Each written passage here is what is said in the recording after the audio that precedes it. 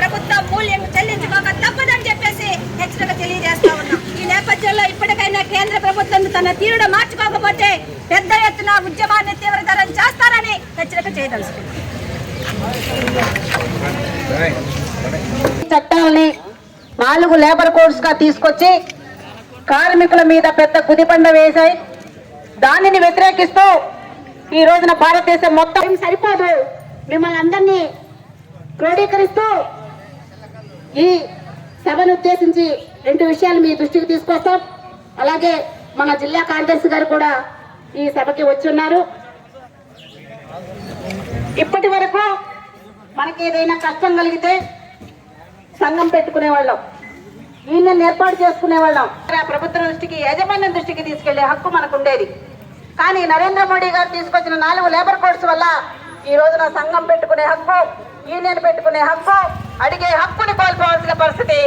సార్వత్రిక సమ్మె చాలా చరిత్రలో నిలిచిపోయేది. కొత్తగా 4 లేబర్ కోడ్లు తెచ్చి కార్మికుల్ని 10 గంటల పని చేయించుకునే ఉద్దేశంతో ఇది చేస్తున్నారు. మనం 8 గంటల పని దినాన్ని రక్తంతో తడిసిన జెండా పైకెత్తి ఎర్ర జెండా చూపి 8 గంటల పని దినాన్ని సాధించిన రోజు పోయి దీన్ని మనం 10 గంటలు చేస్తూ బ్లాక్ డేగా మన జెండా ఎగరేసుకునే పరిస్థితి వస్తుంది. ఈ లేబర్ కోడ్ వల్ల 8 గంటలు చేసేవారు ప్రతి వారు 10 గంటలు చేయాల్సి వస్తుంది. ఉదయం 8 గంటలకు వచ్చి సాయంత్రం 6 గంటల వరకు ఉన్నారు. రేపు 6 గంటలకు వచ్చి సాయంత్రం 6 గంటల వరకు ఉండే పరిస్థితి వస్తుంది. ఈ కార్యక్రమాన్ని ఎన్డీఏ ప్రభుత్వం ఎందుకు తలపెడుతుంది? కార్పొరేట్ సంస్థకు అనుకూలంగా ఉండేట్టుగా వాళ్ళు ఇష్టం వచ్చేట్టుగా యాక్ట్లు, కొన్ని లేబర్ యాక్ట్లు ఉన్నాయి. ఆ యాక్ట్ల ప్రకారం మనం కోర్టుకు వెళ్తున్నాం. యాక్ట్ను చూపించి మనం వెసులుబాటు పొందుతున్నాం. ఇప్పుడు అలాంటి వెసులుబాటు లేకుండా కార్పొరేట్ సంస్థలకే వెసులుబాటు వచ్చేట్టుగా ఈ చట్టాన్ని తయారు చేస్తున్నారు. దీన్ని దేశవ్యాప్తంగా ఒక బిఎంఎస్ తప్ప అన్ని ట్రేడ్ యూనియన్లు అనుకూలంగా ఉన్నాయి, సానుకూలంగా స్పందిస్తున్నాయి. దేశవ్యాప్తంగా సమ్మె జరుగుతుంది. అదేవిధంగా మన జగ్గయ్యపేటలో కూడా వామపక్ష కార్మిక సంఘాలు ఈ కార్యక్రమం చేస్తున్నాయి. ఇది విజయవంతం కావాలని, దేశవ్యాప్తంగా ఈ చట్టాన్ని తిప్పికొట్టాలనే ఉద్దేశంతో మనం చేస్తున్న ఈ కార్యక్రమం. హాజరైన వారందరికీ ధన్యవాదాలు.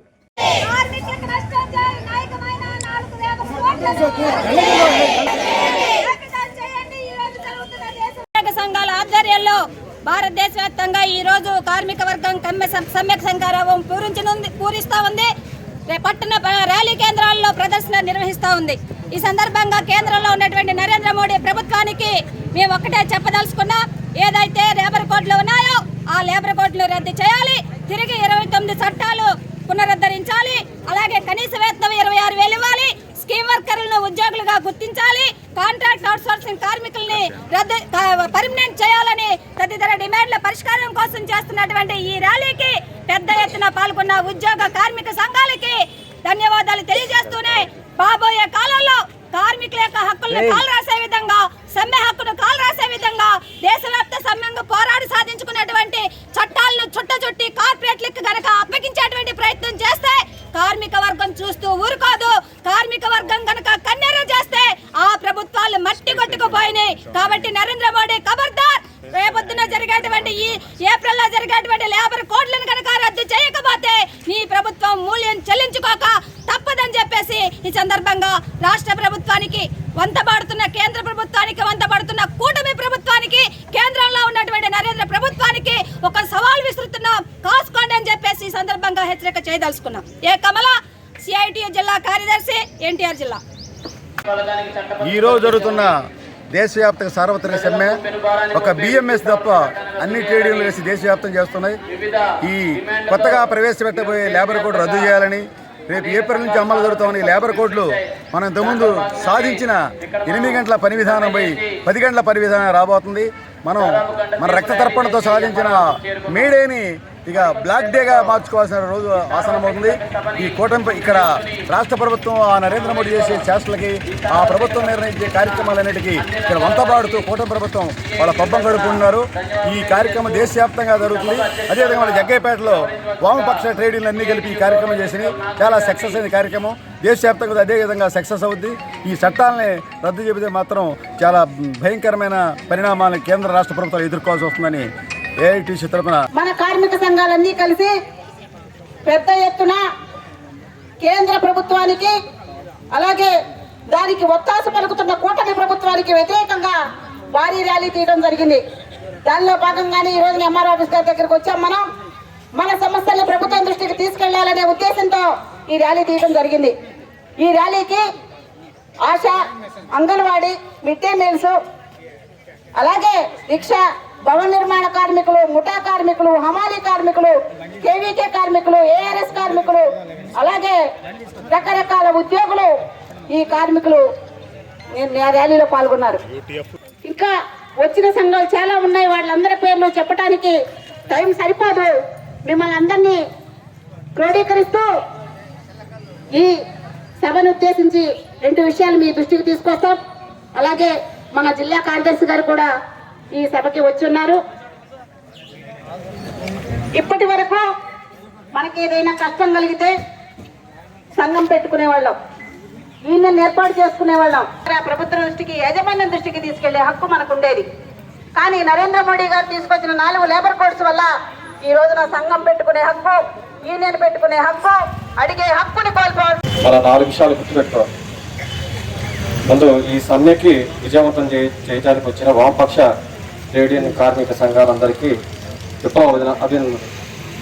ప్రధానంగా చాలామంది చాలా గ్రూపులలో కొన్ని చోట్ల విశేషమైన స్పందన. అంటే ఏ స్పందన?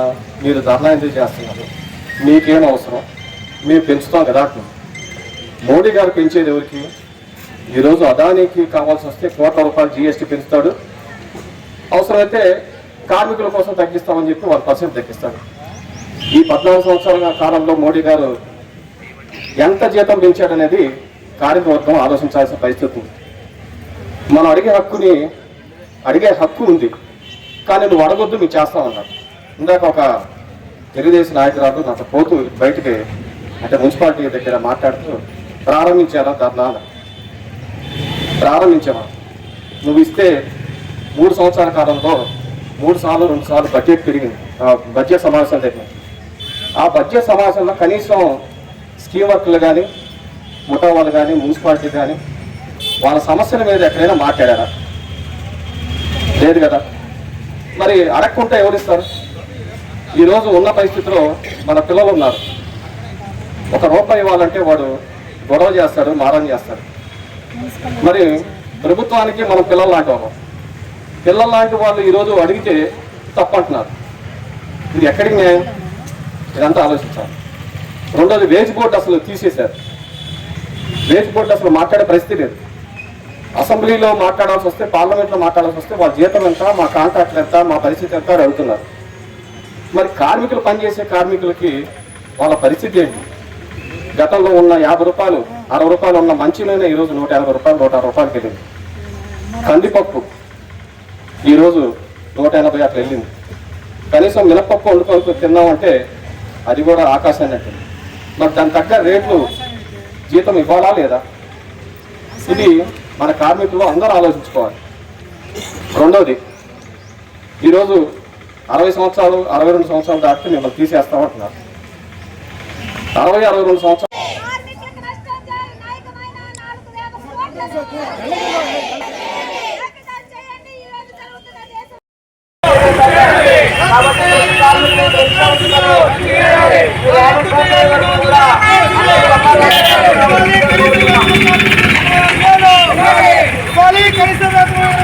కార్మికులకు కనీసం